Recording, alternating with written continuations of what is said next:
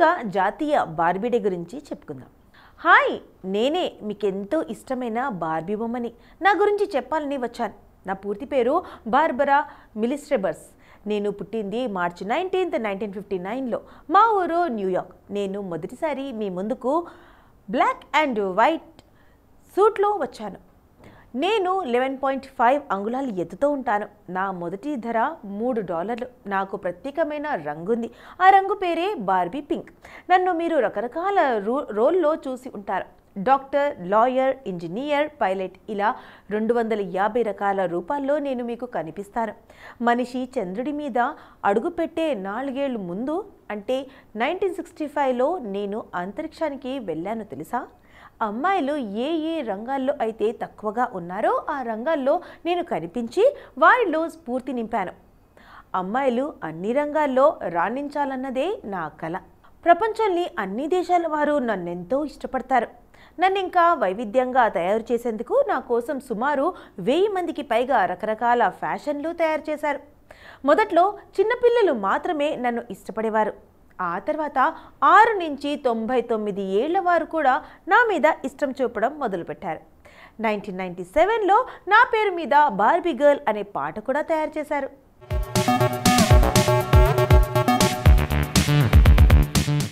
అది ఇప్పటికీ ఎంతో ఫేమస్. ప్రపంచవ్యాప్తంగా ప్రతి నిమిషానికి 100 బార్బీ బొమ్మలు అమ్ముడుపడతాయి. మొత్తం 150 దేశాల్లో నా బొమ్మలు అమ్ముతున్నారు. నా పేరిట అనేక సోషల్ మీడియా అకౌంట్లు ఉన్నాయి. అందులో నాకు 19 మిలియన్ల మంది ఫాలోవర్స్ ఉన్నారు. నా పేరిట ఉన్న యూట్యూబ్ ఛానల్కి ప్రపంచవ్యాప్తంగా 20 మిలియన్లకు పైగా సబ్స్క్రైబర్లు ఉన్నారు.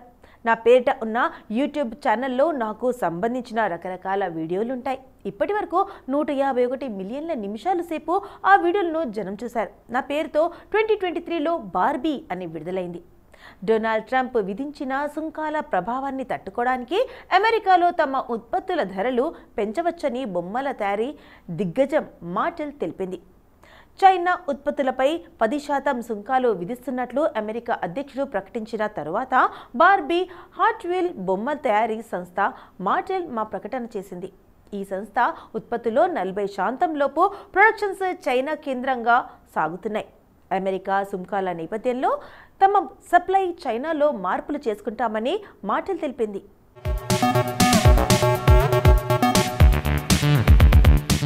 సుంకాల వల్ల సప్లై చైనాలో తేడాలు వచ్చి ధరలు పెరిగే ప్రమాదం ఉందని అమెరికాలోని వ్యాపార వర్గాలు, వినియోగదారులు హెచ్చరిస్తున్నారు. అమెరికా విధించిన సుంకాల ప్రభావం గురించి మాటెల్ త్రైమాసిక నివేదిక చర్చించింది. సరఫరా గొలుసులో సర్దుబాట్లు, ధరల పెరుగుదల సహా ఆ ప్రభావాన్ని తగ్గించడానికి కంపెనీ చర్యలు తీసుకుంటుందని ఫిబ్రవరి 1న వెల్లడించింది. బొమ్మల పరిశ్రమ 2024లో విక్రయాల్లో మందగమనాన్ని ఎదుర్కొంది. అమెరికాలో కాస్ట్ ఆఫ్ లివింగ్ పెరగడం వల్ల ప్రజలు బొమ్మలపై వేచించే నగదు తగ్గింది. మరోపక్క వాల్ స్ట్రీట్ విశ్లేషకులు అంచనా వేసిన దానికంటే వచ్చే ఏడాది మెరుగైన లాభాలు నమోదు చేస్తామని మాటెల్ అంచనా వేయడంతో ఆ కంపెనీ షేర్ల ధరలు 10% పెరిగాయి. ట్రంప్ విధించే సుంకాల వల్ల అమెరికాలో ధరలు పెరుగుతాయని, సరఫరా గొలుసులతో తేడాలు వస్తాయని యుఎస్ ఛాంబర్ ఆఫ్ కామర్స్ అంతర్జాతీయ హెడ్ జాన్ మార్ఫీ చెప్పారు. అయితే కెనడా, మెక్సికోలపై విధించిన సుంకాలను ట్రంప్ నిలిపివేశారు. కానీ చైనాపై విధించిన సుంకాల విషయంలో ముందుకు సాగాలని నిర్ణయించుకున్నారు. బార్బీ 1959లో విడుదల చేయబడిన ప్రపంచ ప్రఖ్యాతగాంచిన ఫ్యాషన్ బొమ్మ.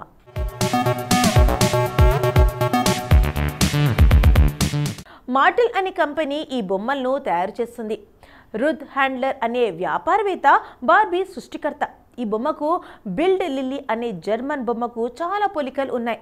రుత్ హ్యాండ్లర్ తన కూతురు బార్బరా చిన్న చిన్న పేపర్ బొమ్మలతో ఆడుకోవడం గమనించారు. ఆవిడ కూతురు ఆ బొమ్మలకు పెద్దవారి పాత్రలు కల్పించి ఆడుకుంటూ ఉండేది. అప్పటి వరకు చిన్నపిల్లలు బొమ్మల్ని చిన్నపిల్లల పాత్రలోనే ఉండేవి. ఆమె పిల్లల బార్బరా కర్నేత 1956లో ఐరోపా పర్యటన సమయంలో రుత్ హ్యాండ్లర్, బిల్డర్ లిల్లీ అన్ని ఒక జర్మన్ బొమ్మ అంతటా వచ్చింది. వయోజన చిత్రాలతో బొమ్మ హ్యాండ్లర్ మనసులో ఉంది వేటి ఉంది కాబట్టి ఆమె వాటిలో 3 కొనుగోలు చేసింది. ఆమె కుమార్తె ఒక ఇచ్చారు. మాటెల్ తిరిగి ఇతరులు పట్టింది. లిల్లీ బొమ్మ బిల్డ్ జెటంగ్ వార్తాపత్రిక కోసం రిన్వార్డ్ బ్యోథిన్ గీసిన కామిక్ స్క్రిప్ట్ కనిపించే ఒక ప్రముఖ పాత్రలో డై ఆధారపడింది. లిల్లీ ఒక అందగత్తె పిడుగు. ఆమె కోరుకున్నది తెలుసు. అది పొందుటకు పురుషులు ఉపయోగించి పైన లేని ఒక పని అమ్మాయి.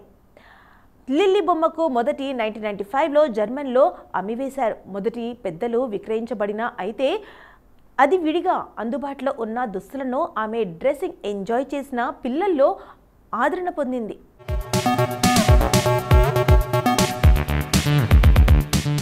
ఇప్పటి వరకు జాతీయ బార్బీ డే గురించి మనకు తెలియని కొన్ని ఆసక్తికరమైన నిజాలు తెలుసుకున్నాం కదా. మరి మార్చి 9న ఒక్కసారి చరిత్రలోకి వెళ్ళి చూస్తే ఎంతోమంది ప్రముఖుల జన్మాలు జరిగాయి. మరి ఒక్కసారి చరిత్ర పుటలోకి వెళ్ళి నేడు జన్మించిన ప్రముఖులు ఎవరో తెలుసుకుందాం రండి.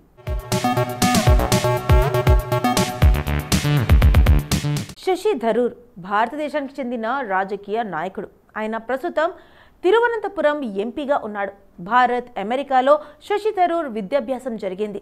1978లో Fletcher school of law and డిప్లొమాను అక్కడి నుంచి PhDని పూర్తి చేశారు. ఐక్యరాజ్య సమితిలో మాజీ ప్రధాన కార్యదర్శి కోఫీ అన్నన్ నేతృత్వంలో శరణార్థుల కార్యకర్తగా, శాంతి స్థాపకుడిగా, పరిపాలనవేత్తగా పనిచేశాడు. New York times, the Washington post, Guardian వంటి జాతీయ, అంతర్జాతీయ పబ్లికేషన్ సంస్థలను శశి థరూర్ కాల్మిస్టు, రచయితగా, న్యూస్విక్స్ ఇంటర్నేషనల్కు అకేషనల్ కాల్మిస్ట్ భాగస్వామ్యాన్ని సంపాదకుడిగా ఉన్నాడు. శశి థరూర్ 1956 మార్చి 9 యునైటెడ్ కింగ్డమ్, ఇంగ్లాండ్, లండన్లో చంద్రన్ థరూర్, సులేఖా మీనన్ దంపతులకు జన్మించారు.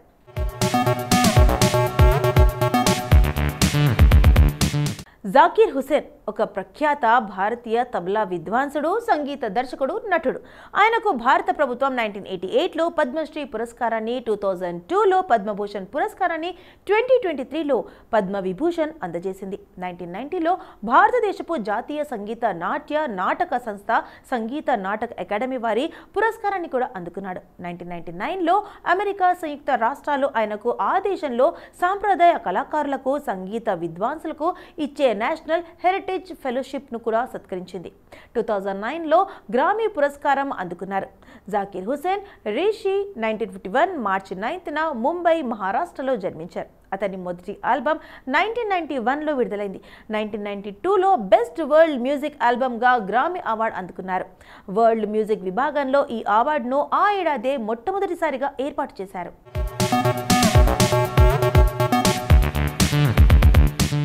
మొహమ్మద్ షమి బెంగాల్ దేశీయ క్రికెట్కు చెందిన అంతర్జాతీయ క్రికెట్ క్రీడాకారుడు. అతను కుడి చేతి fast medium swing SIM bowler. అతడు 85 వేగంతో నిలకడగా బౌలింగ్ చేస్తాడు. ఇది అతనికి మాయాశీల ఫాస్ట్ బౌలర్గా పేరు తెచ్చింది. అతడిని రివర్స్ స్వింగ్ స్పెషలిస్ట్గా కూడా పిలుస్తారు. అతను వన్డే ఇంటర్నేషనల్లో జనవరి 2013లో పాకిస్తాన్తో జరిగిన మ్యాచ్ ద్వారా ప్రవేశించాడు. ఆ మ్యాచ్లో 4 మెయిన్ ఓవర్స్ చేసి రికార్డు సృష్టించాడు. నవంబర్ 2013న వెస్ట్ ఇండీస్తో జరిగిన టెస్ట్ మ్యాచ్లో ప్రవేశించి 5 వికెట్లను పడగొట్టాడు. మహమ్మద్ షమి వన్డే ప్రపంచ కప్ చరిత్రలో 2 సార్లు 5 వికెట్లు పడగొట్టిన ఏకైక భారత బౌలర్గా రికార్డు సృష్టించాడు. మొహమ్మద్ షమి మార్చి 9, 1990 అమోహా, ఉత్తరప్రదేశ్లో జన్మించారు.